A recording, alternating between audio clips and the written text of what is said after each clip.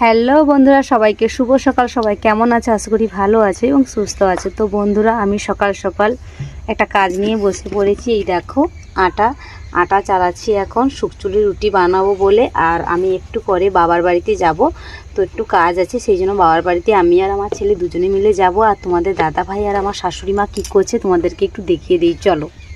তো চলো বন্ধুরা, তোমাদেরকে দেখাচ্ছি। সকাল সকাল মা আর তোমাদের দাদা ভাই দুজনে মিলে গমি মাখছে, এই দেখো।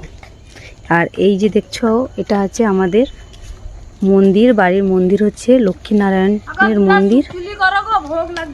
এই তো করব।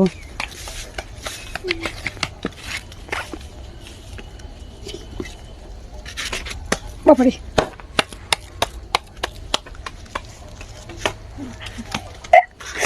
এই যে দেখো বাঁ হাতে গোবর ঠাসছে। ডালুটা একটু বড় করো।